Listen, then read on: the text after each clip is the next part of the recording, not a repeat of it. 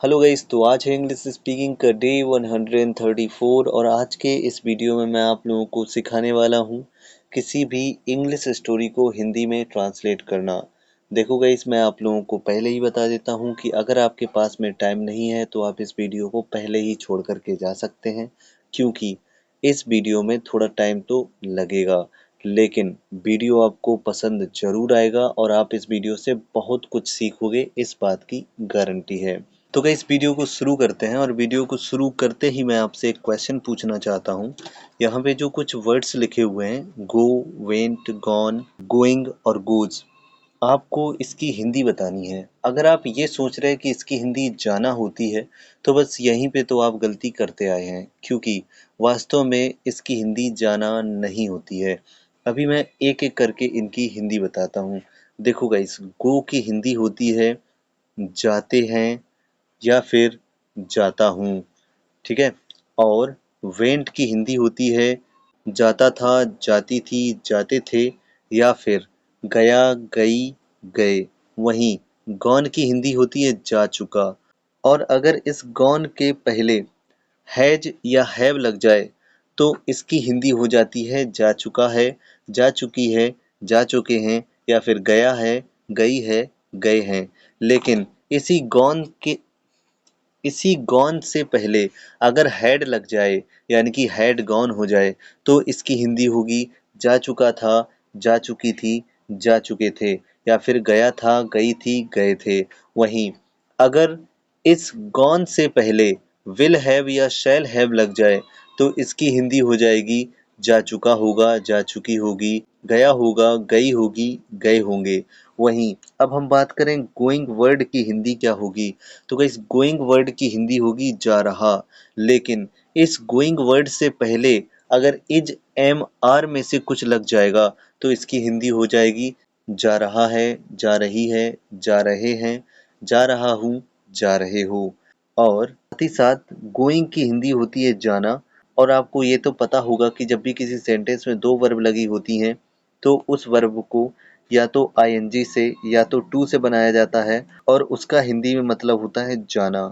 और वहीं अभी हम अगर लास्ट में बात करें कि गोज की हिंदी क्या होती है, तो गाइस गोज की हिंदी होती है जाता है। अभी आपको इस प्ले, प्लेड, प्लेड और प्लेइंग की हिंदी मन में सोचनी है।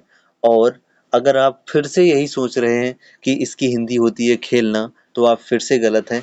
जैसे कि अभी मैंने आप लोगों को गो, वेंट, गॉन की हिंदी बताई है, बिल्कुल इसी प्रकार से प्ले, प्लेड, प्लेड और प्लेइंग की हिंदी होगी। गाइस, इस तरह से समझाने से मेरा मतलब सिर्फ इन दो वर्ब को समझने से नहीं है।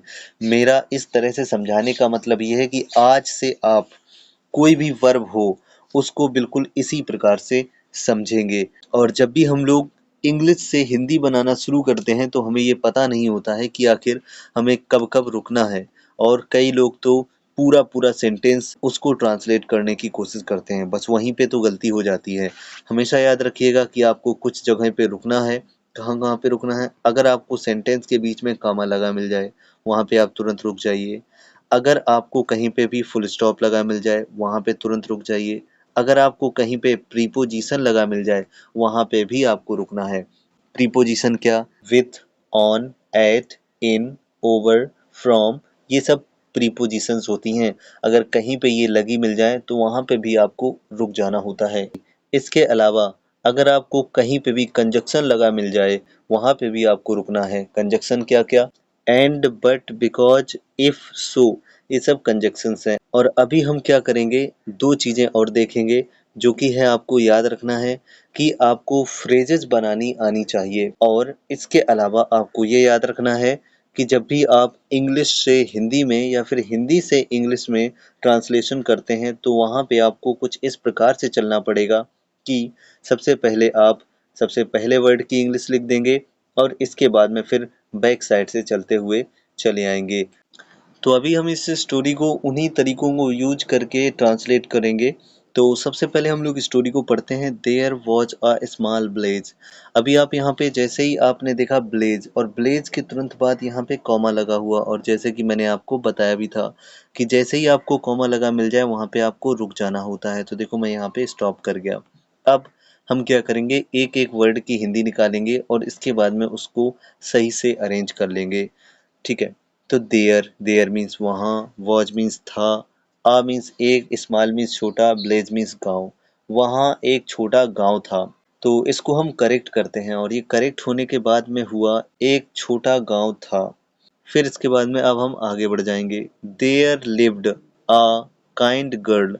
अब देयर मीन्स वहाँ, लिव्ड जैसे कि मैंने अभी आप लोगों को बताया था कि वेंट का मतलब जाता था या फिर गया, बिल्कुल उसी प्रकार से यहाँ पे लिव्ड का मतलब होगा रहता था, रहती थी, रहते थे। क्या रहती थी? आ काइंड गर्ल। आ मीन्स एक, काइंड मीन्स दयालु, गर्ल मीन लड़की। वहाँ रहती थी एक दयालु लड़की। अब इसको हम करेक्ट कर लेंगे तो ये करेक्ट होने के बाद में हो जाएगा वहाँ एक दयालु लड़की रहती थी। अब आगे बढ़ेंगे। हर नेम वॉज आशा। अब देखो फुल स्टॉप लगा मिला, हम वहीं पे रुक गए। अब हम इसका एक एक करके हिंदी में मतलब निकालेंगे। हर मीन्स उसका, name means name, was means था, आशा मीन्स आशा। उसका नाम था आशा। इसको करेक्ट किया तो हो गया उसका नाम आशा था। अब अगला सेंटेंस देखिए। She loved helping people and. जैसे ही यहाँ पे हमें कंजक्शन लगा मिला, हम यहाँ पे रुक गए और अभी हम क्या करते हैं, इसको एक एक करके ट्रांसलेट करते हैं। शी मीन्स वह, लव्ड, लव्ड का मतलब यहाँ पे होगा प्रेम करती थी। हेल्पिंग, जैसे कि मैंने आप लोगों को बताया था कि अगर सेंटेंस में दो वर्ब लगी होंगी तो वहाँ पे दूसरे का मतलब ना, नी, ने से होगा। तो यहाँ पे हेल्पिंग, हेल्पिंग का मतलब होगा मदद करना। पीपल, लोगों, यानी कि वह लोगों की मदद करना पसंद करती थी। एंड मीन्स और, एनिमल्स मीन्स जानवरों, वह लोगों की और जानवरों की मदद करना पसंद करती थी। अगला सेंटेंस है वन सनी मॉर्निंग और यहाँ पे देखो जैसे ही कामा लगा मिला हम तुरंत रुक गए। वन मीन्स एक, सनी मीन्स चमकीली और मॉर्निंग मीन्स सुबह। एक चमकीली सुबह। She found a little bird with. अब यहाँ पे विथ लगा हुआ है, जैसे ही विथ लगा देखा हम तुरंत रुक गए। सी मीन्स वह, फाउंड, फाइंड मीन्स पाना होता है और फाइंड का सेकंड फॉर्म फाउंड, यानी कि उसने पाया। आ मीन्स एक, लिटिल मीन्स छोटी, वर्ड मीन्स चिड़िया, यानी कि उसने एक छोटी चिड़िया पाई। अब आगे बढ़ेंगे। With a broken wing. उसने टूटे हुए पंख के साथ एक चिड़िया पाई, यानी कि उसने एक ऐसी चिड़िया पाई जिसका पंख टूटा हुआ था। अभी आगे बढ़ते हैं। Asha carefully took the bird home और जैसे ही यहाँ पे एंड लगा मिला हम तुरंत रुक गए। तो अब इतने का हिंदी निकालेंगे। आशा मीन्स आशा, है ना। केयरफुली मीन्स सावधानी पूर्वक। टुक, टेक का सेकेंड फॉर्म लाई, टेक मीन्स लाना होता है और टुक मीन्स लाई द वर्ड, चिड़िया को, कहाँ पे? होम। आशा चिड़िया को सावधानी से घर लाई। एंड मीन्स और, बैंडेज्ड, बैंडेज किया, यानी कि मलहम पट्टी की। इट्स विंग, इट्स मीन्स इसके, विंग मीन्स पंखे की, और इसके पंखे की मलहम पट्टी की। मैं बिल्कुल उसी प्रकार से ट्रांसलेट करता हुआ जा रहा हूँ जिस प्रकार से मैंने आपको शुरुआत में बताया था। और अभी हम लोग इस स्टोरी का नेक्स्ट पैराग्राफ ट्रांसलेट करेंगे। एवरी डे, फिर कामा लगा हुआ है, यानी कि एवरी डे का हमें केवल मतलब निकालना। तो एवरी डे का मतलब हुआ प्रत्येक दिन। शी, फीड मीन्स खिलाना होता है, यानी कि किसी को खाना खिलाना होता है, लेकिन यहाँ पे सेकंड फॉर्म दिया हुआ है, यानी कि खिलाया या फिर खिलाती थी। वह खिलाती थी द वर्ड, यानी कि चिड़िया को, यानी कि वह चिड़िया को खाना खिलाती थी। इसके बाद the world begin to heal soon and, और जैसे ही एंड लगा मिला तो तुरंत हम यहाँ पे स्टॉप कर गए। इतने का हिंदी मतलब निकालेंगे। द वर्ड मीन्स चिड़िया, बिगेन, बिगेन मीन्स शुरू हो गई, हील मीन्स ठीक होना, सून मीन्स जल्दी। तो इसका हिंदी में मतलब होगा चिड़िया जल्दी से ठीक होना शुरू हो गई। अब आगे का।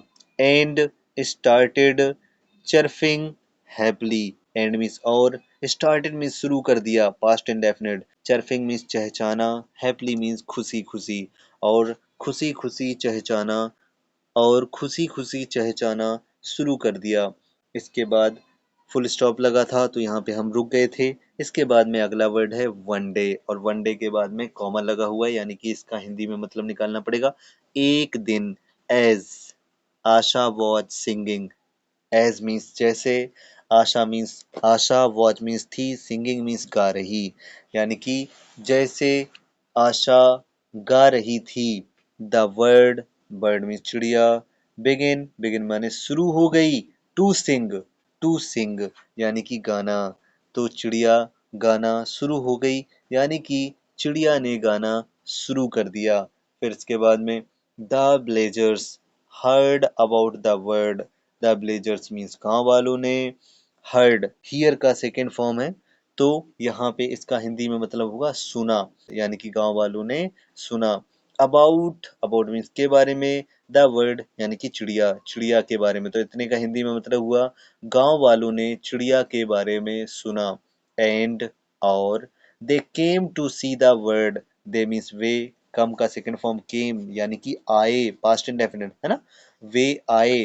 टू सी देखने, मैंने क्या बताया था कि जब सेंटेंस में दो वर्ब होती हैं, जैसे कि इस लास्ट सेंटेंस में आप देख भी सकते हैं एक कम है और दूसरी सी है, तो दूसरी वाली जो वर्ब होती है उसको या तो आईएनजी से बनाया गया होता है या तो टू से बनाया गया होता है, और इसका हिंदी में मतलब होता है ना नी ने करके, यानी कि देखना। पूरे सेंटेंस का हिंदी में मतलब हुआ वे चिड़िया को देखने आए। और गाइस इसी प्रकार से आप भी किसी स्टोरी को इंग्लिश से हिंदी में ट्रांसलेट करने का कोशिश कीजिएगा, आप भी सीख जाओगे। अगर आपको कोई भी डाउट है, कोई भी परेशानी है, कोई भी प्रॉब्लम है, तो आप कमेंट में ज़रूर पूछिएगा, मैं आपकी मदद ज़रूर करूँगा। और गाइस आखिरी में मैं आप लोगों से कहना चाहूँगा कि वीडियो को लाइक कर दो, चैनल को सब्सक्राइब कर लो। मिलते हैं नेक्स्ट वीडियो में, तब तक के लिए बाय, टेक केयर।